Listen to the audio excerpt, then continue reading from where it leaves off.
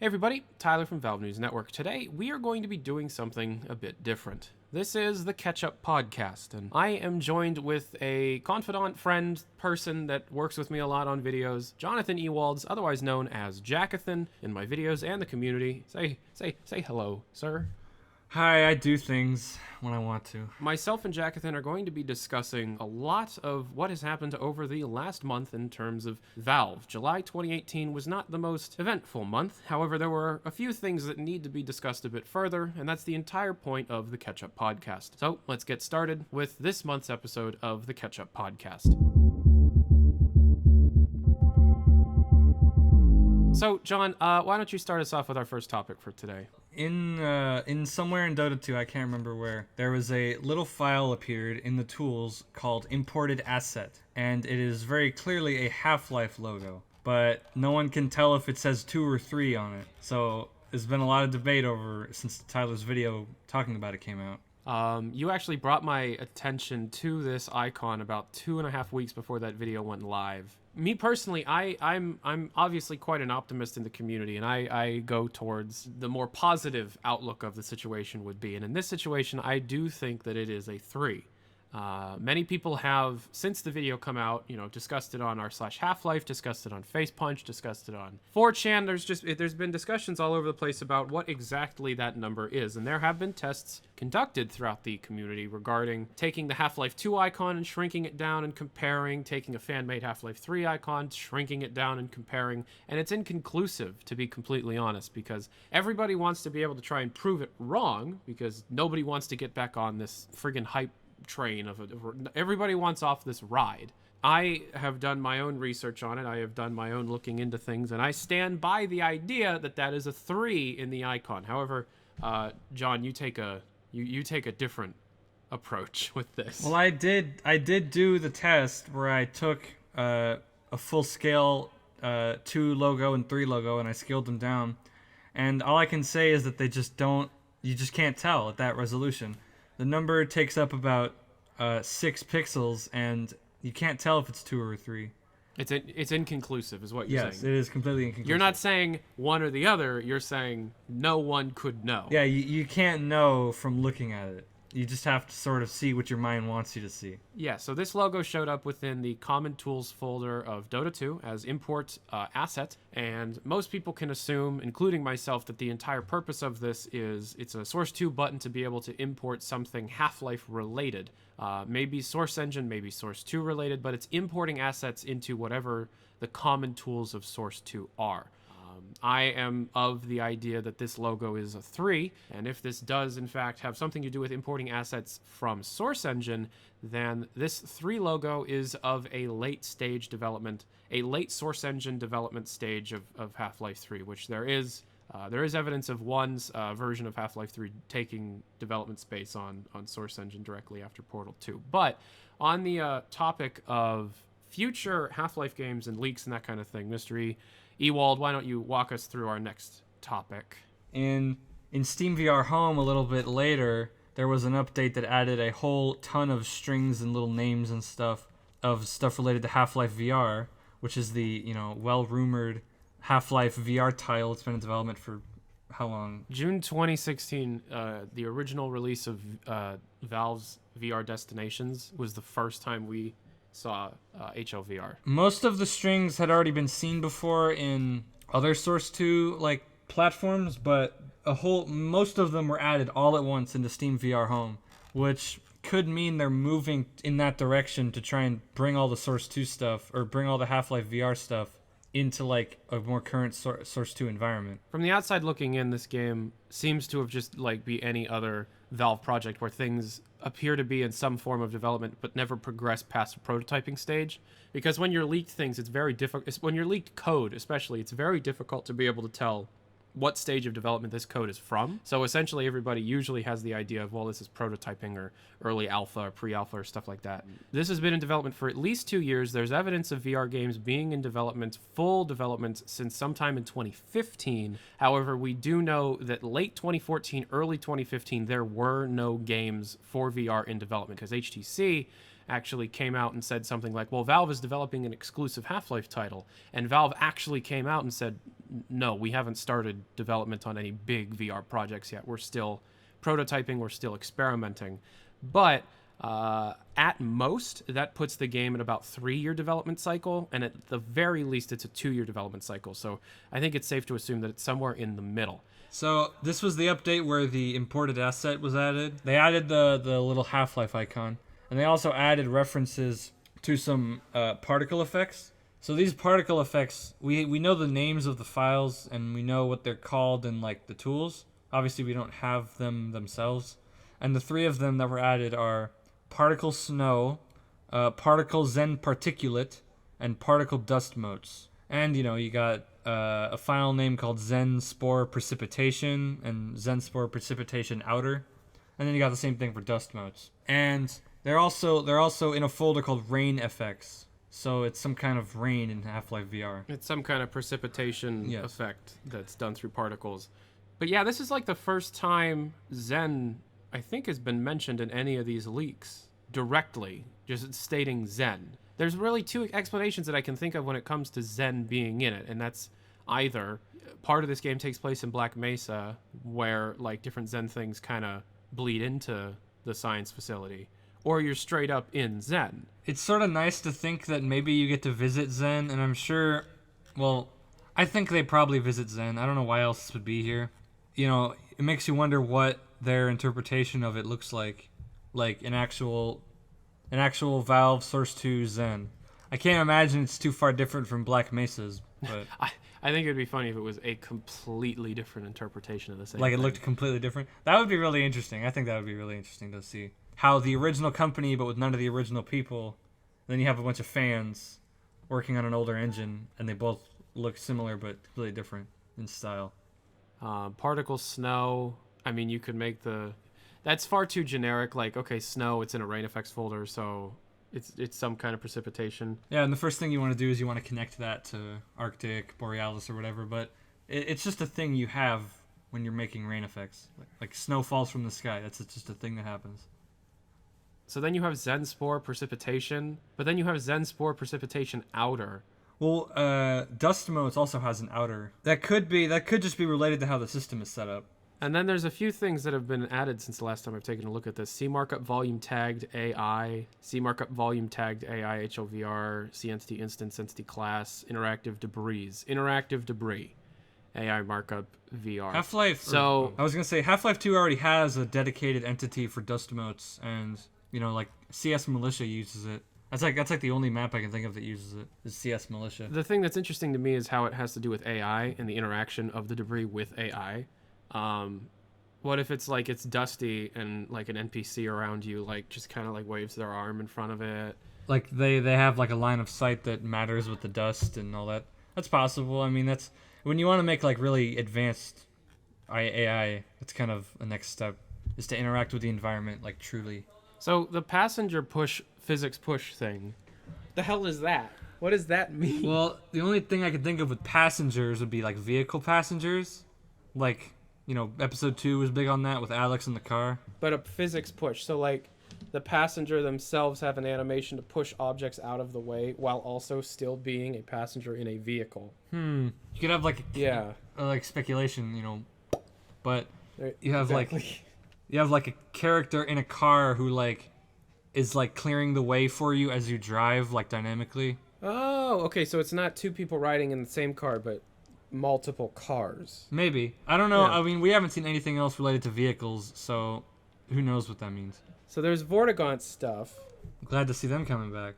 Which is crazy, because this is the first time that Vortigaunts have gotten mentioned in anything. And so this is like the first official Vortigaunt mention, I think, since episode 2, to be completely honest. Yeah. Half-Life 3.txt didn't have anything with Vorts. No Vortigaunts in that. There are no Vortigaunts in the test bench.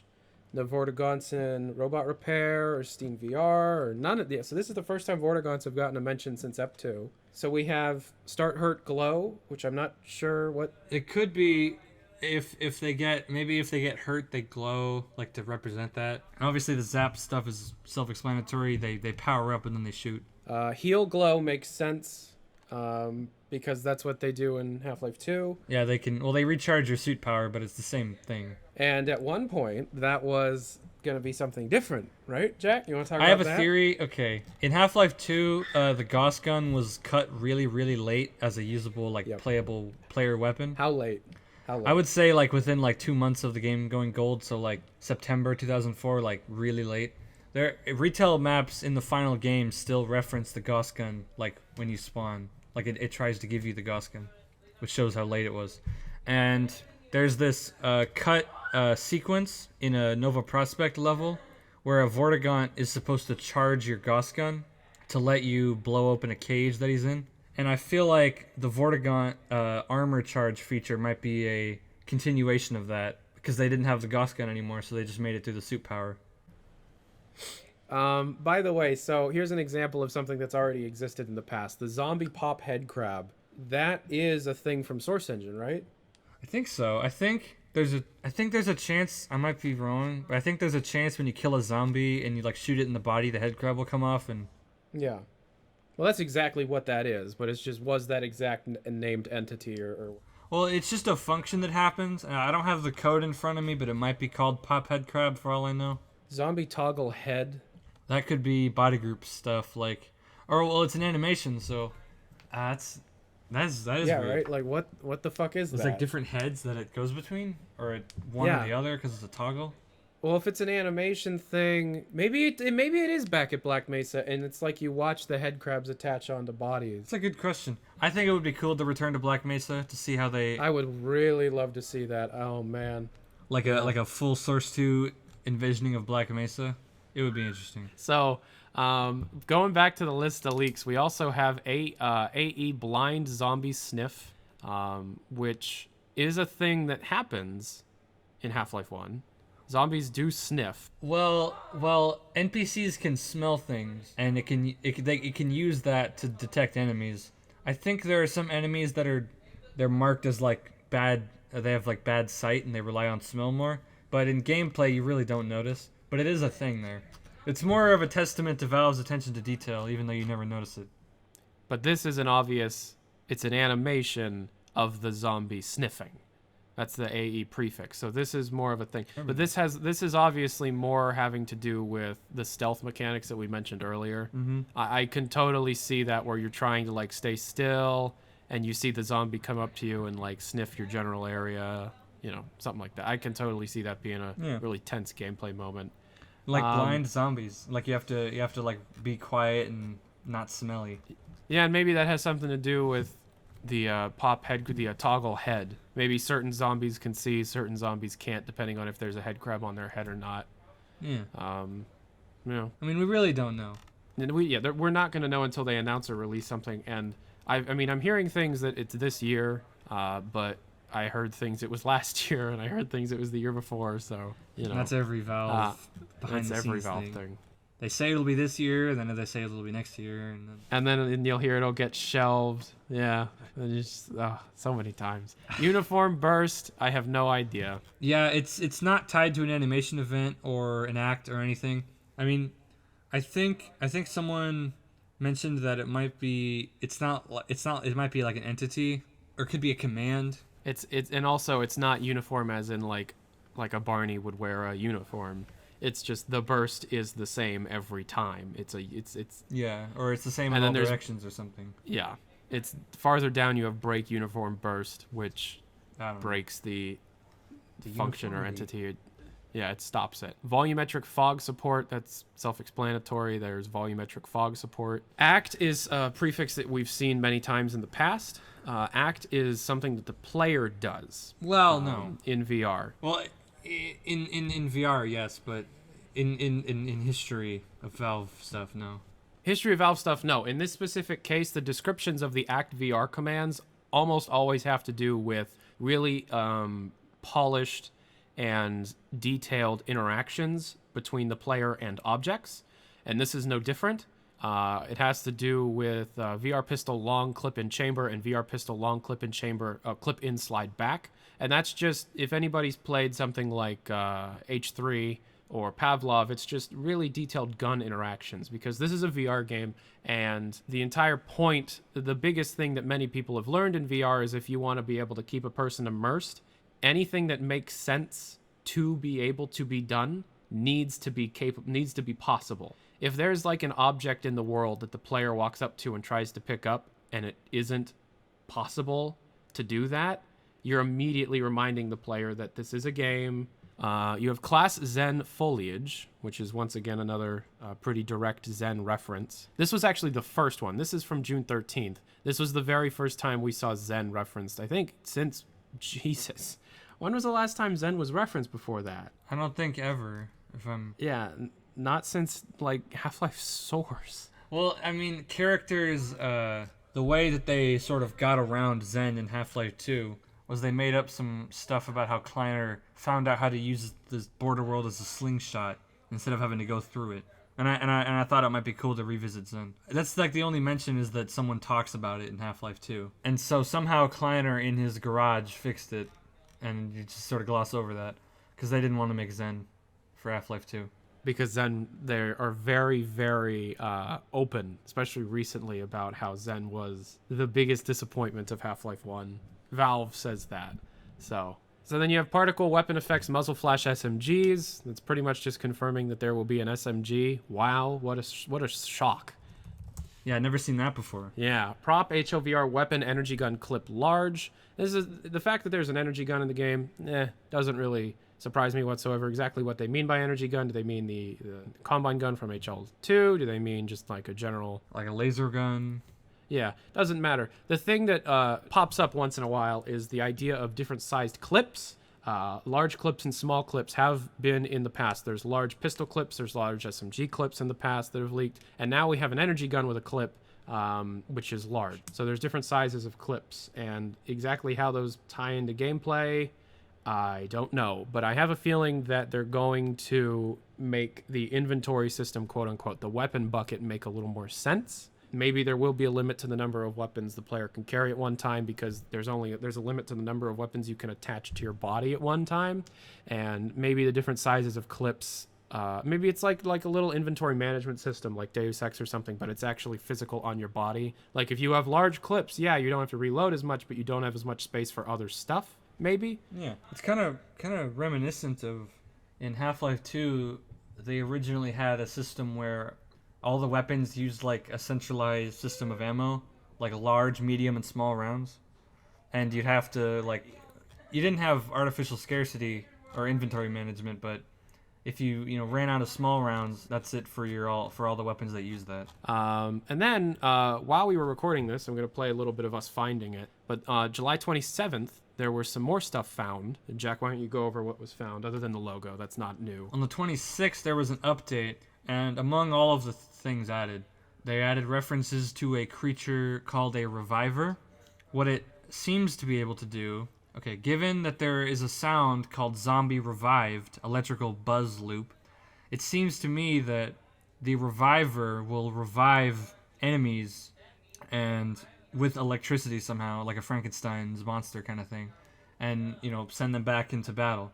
Now what that would look like in a Half-Life game, how that would fit stylistically, I don't know. It almost reminds me of like a Team Fortress thing. It mentions here an electric danger zone around the reviver. I guess that would be when it's reviving something. There's like an electrical field or something. Something that I want to point out is that the one reference that we have to a particle shows a path, and it's Particle's creature's reviver, which means that truly there is an NPC creature called a reviver.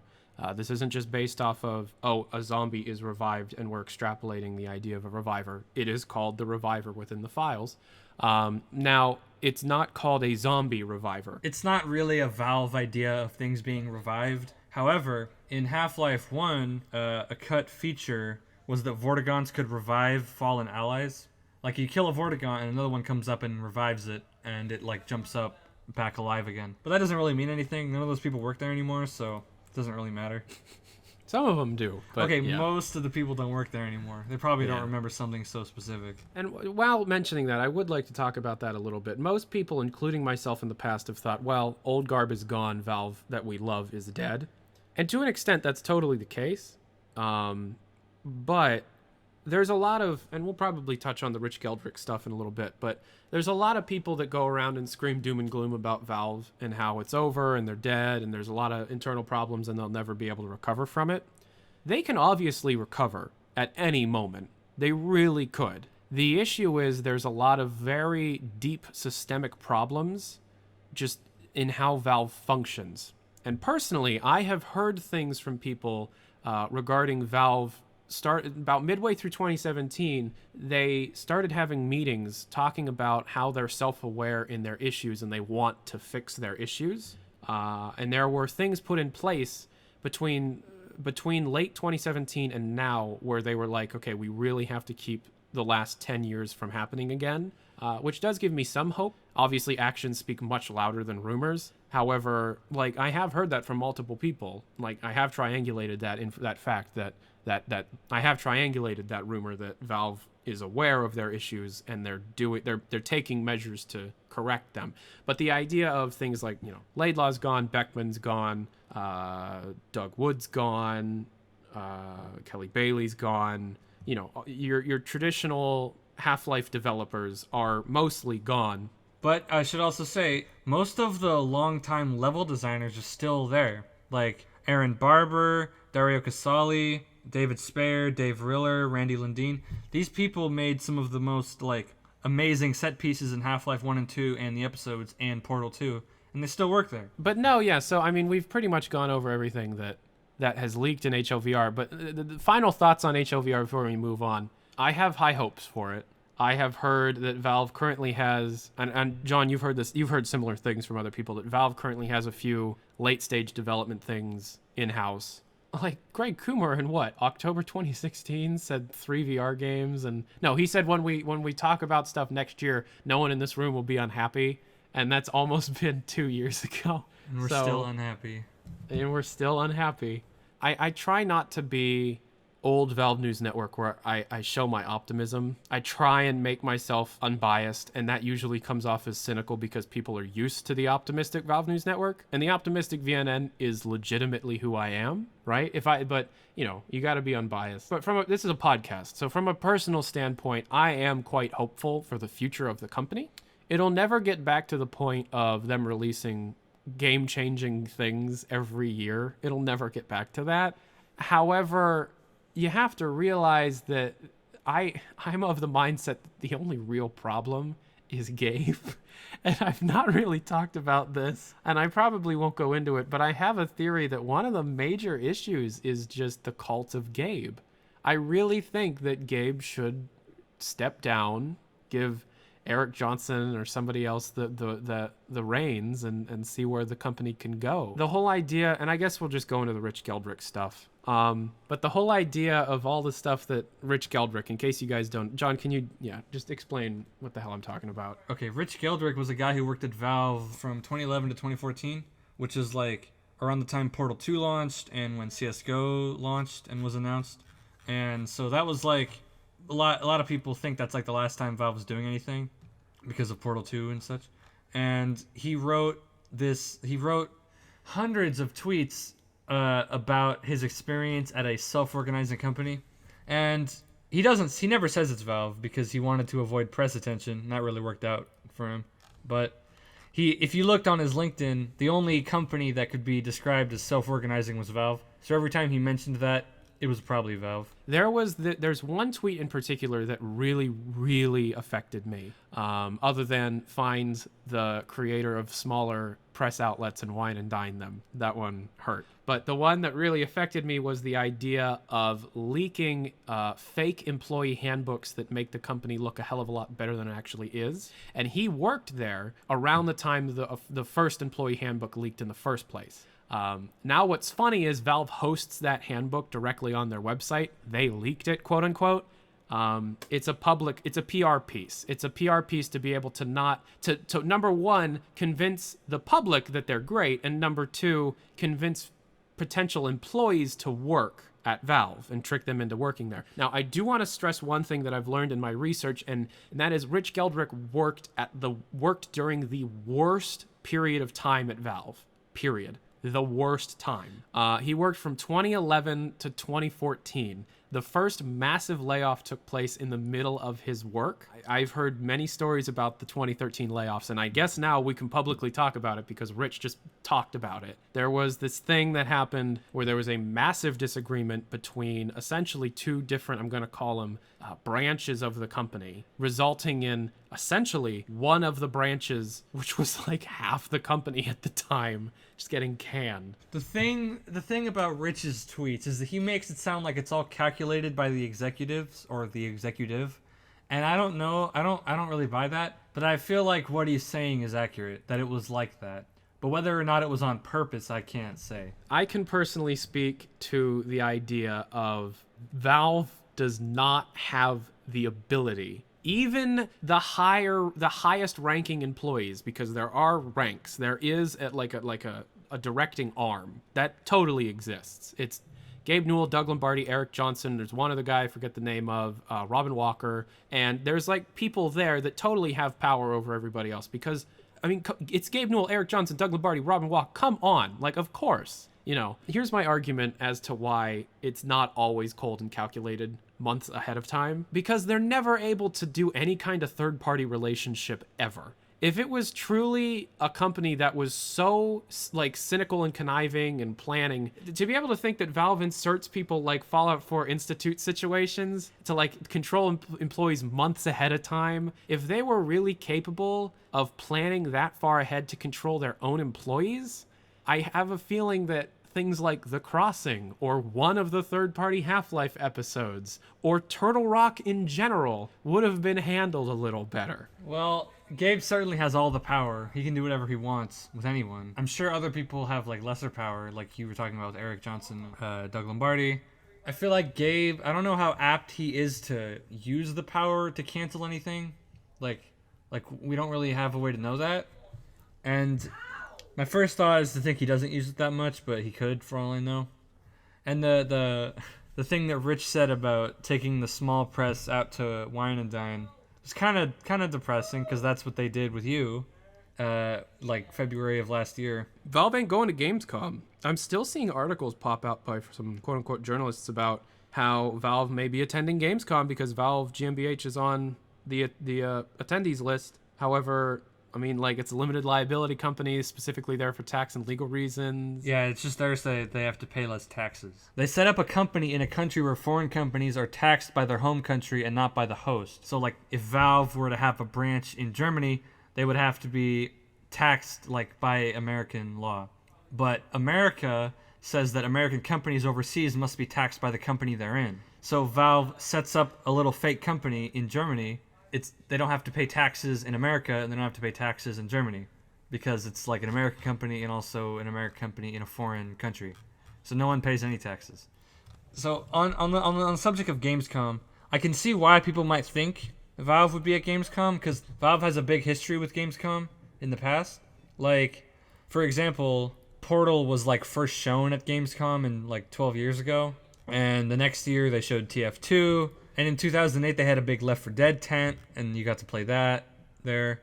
And, like, you can see the connection. Like, Valve has gone to Gamescom to announce big things. So, or at least show big things. So when you see Valve's name on the Gamescom roster, you immediately jump to be like, what are they doing there? But it's not real Valve.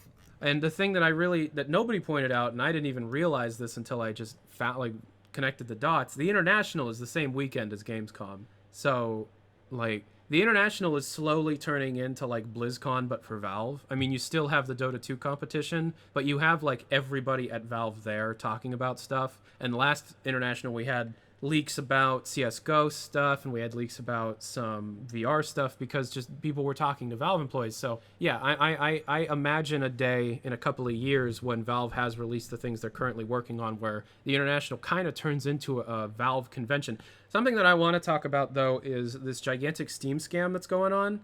This kind of just came out of nowhere yesterday, the 30th. We're filming this on the 31st. So there was this game. I don't remember the name, and I don't need to know the name. There were items attached to this game for the work within the Steam inventory stuff that looked almost identical to very expensive items for CSGO and TF2. Oh shit, a knife or an Australian rocket launcher or something for like items that are far less valuable than those. But it's a scam because those aren't real. They just look like they're real. At one, like before this became a really big issue, it would say that it wasn't, it was like a TF2 item, but it would tell you that it was from a game that wasn't TF2. What ended up happening was, because of Steam Direct's because of Valve's hands off with Steam Direct, these scammers were able to figure out a way to disguise the game title. So what you ended up having was games that weren't publicly available on Steam having names like Team Fortress 2 and icons of TF2 for Team Fortress 2 items. And so people were getting scammed left and right because of this this hands-off approach that Valve has with Steam, which for the most part makes sense. They don't want to they want to let capitalism do its thing. But when you let capitalism do its thing, you also have the seedy underbelly of capitalism where people try to abuse the system. And this is that case. So what happened was the original game that pulled this trick was pulled off of Steam, but now you have about 15 other games pulling this trick, doing it much better as well. They're actually disguising their game titles, and so now what they're doing is warning the player that the item that they're trading for is from a game they've never played before, and linking to the game's page even if it's not public on Steam. That's not a solution. That's a Band-Aid. And once again, it's an example of the Steam team showing its size. Everybody gives the Steam team a bunch of crap, but I want to stress that the Steam team is not that big. The Steam team is not the biggest team at Valve. It's a smaller-ish team, and expecting like 10 people, some of which are only there to be able to be like PR, to filter through everything that Steam is unreasonable, but that's not an excuse. And if Valve truly wanted Steam to be the best platform it could be, then they would have to hire people specifically for Steam and have like the Steam, like a completely separate building specifically for Steam. They would need to do it a hell of a lot better. So I want to talk a little bit about good community-made content of this month, and I'd like you to lead off on this. Is there anything you've seen this month that's really impressed you? The one thing that I seen that I did really enjoy was Operation Black Mesa's update.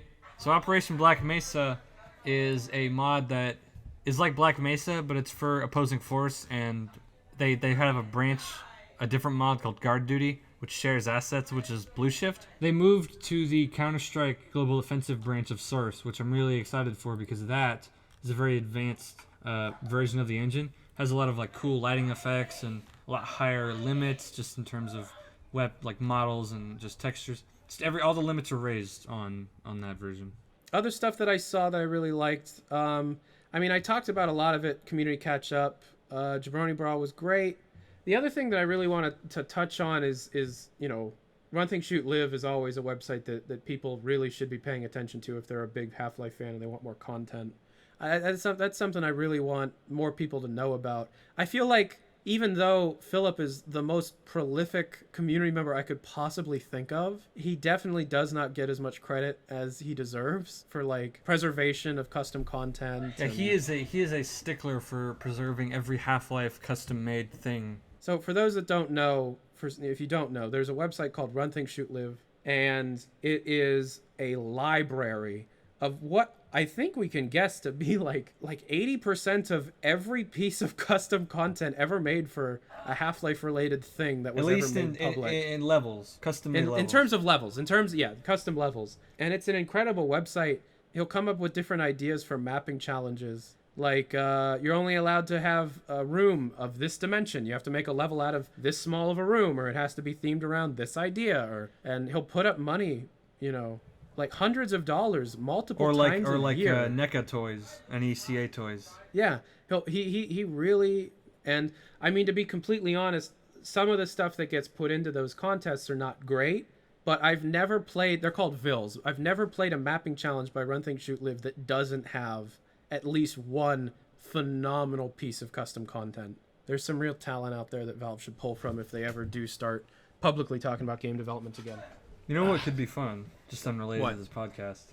If we took all the VILs going all the way back as far as we can go, and like taking the best one or two maps out of it and like stringing them all together.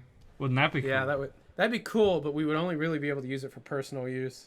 Well, yeah, we could ask Philip about it. We'd have to ask Philip, and then we'd have to ask all the people who made each one. Oh. Yeah. Well, whatever. I mean, maybe. That'd be fun. Philip could totally do it. He could be like Vil's greatest hits or something. It'd be like another Half-Life game. I mean, yeah. I mean, you would just have with to no continuity. Yeah, but I mean, Half-Life 2 through its development had no continuity between its levels until one point where they were like, okay, it's in this order now. We gotta do it. Come on. We gotta make transitions now. That's literally how Half-Life 1 was. That's how every Half-Life game was made. Yeah, they just make set pieces and they prototype gameplay and then they just throw them together towards the end. Yeah, and somehow it's turned out excellent every time, other than maybe Episode 1. Episode 1 was alright. Episode 1's good. After replaying it so many times. But when you compare it to Episode 2, it's like, well... And if you compare it to Half-Life 2, it's nowhere near. Well, it wasn't meant to be. That's the thing. Yeah. So something that I do want to talk about is, so what do I think is going to happen for August? I have a feeling that August is going to be a pretty big month for Valve, mostly because of the international. And as a person that isn't very interested in the Dota 2 competitive scene or esports in general, I don't feel like esports have a place on my channel. I cover the Valve content. The international always is the house, always is a place where they make gigantic Dota 2 announcements. You know, they announced the Dueling Fates update last year. They announced Artifact last year. And we're coming very close up on the 1-year anniversary of Artifact's announcement. And to be completely honest, we have had one big info dump on March 9th, and then ever since then it's been little drip feeds of leaks. At one point back in March, Valve was talking about how there was going to be an open beta, or at least a much larger expanded closed beta that people are aware of in the spring. That did not come to fruition, or it might have just been a misreported piece of information by the many different journalists that were at the event. The best place, it's looking like that the actual next big chunk of information we're going to get about Artifact will be at the International. I also think that Valve might be slowly turning the International into like a BlizzCon or a QuakeCon, but for Valve. And it would be, I mean, you have all eyes on Valve. This is the most financially successful esports convention, esports competition thing. And if Valve wanted a lot of eyes to be able to announce a VR title or an engine thing, like, this is the best place for Valve to make any kind of public announcement, is at the International. They did it with Artifact to quite negative reception, and to be completely honest, it seems like they don't care if it's a negative reception. They just care if there's a conversation going on. Look, they're up against a very large uphill battle when it comes to announcing the next Half-Life title and it being VR exclusive. That's, I mean, Jack, I think you could see it now. If you wall off so much of the player base, of the fan base, for a new Half-Life title, people are going to be upset. And it won't be pretty, because people are going to say that, like, Valve has, like, sold out to VR, or they're just going to say it's, like, a gimmick and it, like, ruined the game. You just have stuff like that from, like, all corners. And it's not, I wouldn't say that's really an accurate representation of it, because it's not like a sequel. It's a VR game using the IP, right? But people are going to view it as the next Half-Life game, which I don't think it really should be. And I have a feeling that there's going to be a tournament. I have a feeling that part of the International will be a Artifact tournament, because a lot of the people that currently have access to the closed beta are professional Hearthstone players, professional Dota 2 players, and they're hosting weekly online. They're hosting like frequent online tournaments in the closed beta itself, and they're testing a lot. If one of the VR games is set in the Dota 2 universe, we are definitely getting an announcement during the International. As for anything else, right before I started recording this podcast, I got some information on, and this is unconfirmed, so it's a rumor. TF2 Workshop contributors have had items purchased for the game. They have had items for a supposed summer major update. I don't want this to be a 9-6 situation. I don't want people like dancing in the streets thinking, oh, we're getting a summer update, like a big major TF2 summer update. I am hearing from 3 different people that Valve has picked out some workshop items for a summer update. Now, that could just be another rainy day cosmetic case situation. However, I feel like Valve has set themselves up, the TF team has set themselves up to be able to create major updates a lot quicker. You really just need new maps. You need like 2 or 3 new weapons. and you need some cases, and you have the contractor already set up to accept a whole bunch of different rows of contracts. So I don't think that just setting up new contracts would be that difficult. Jungle Inferno has laid the base for a much easier pipeline of development content. So I am, like, a day after I put up the we're not hearing anything about the next major update, is there a next major update for TF2, I'm starting to hear stuff again. So is there a next major update? I'm hearing that Valve has already approved some items in the workshop for a summer update. Hopefully it's more than just a cosmetic case for the summer. The one thing that I do think Valve really needs to do with TF2 is an actual launch of the competitive mode. Meet Your Match was a nightmare. You need to do a public relaunch. The Blue Moon update was like a soft relaunch of a beta, and now we need, like, all hands on deck. Let's promote the hell out of this. The competitive mode is here with incentives to play it, with the trickle down professional balance stuff that Banny and Uncle Dane talk about. There's a lot you need to do there. And then the only other thing I'd like to talk about before we sign off is what I personally have planned for August. And the first thing we're going to be doing to open August with, aside from this podcast, is the first Lever project being released since last year.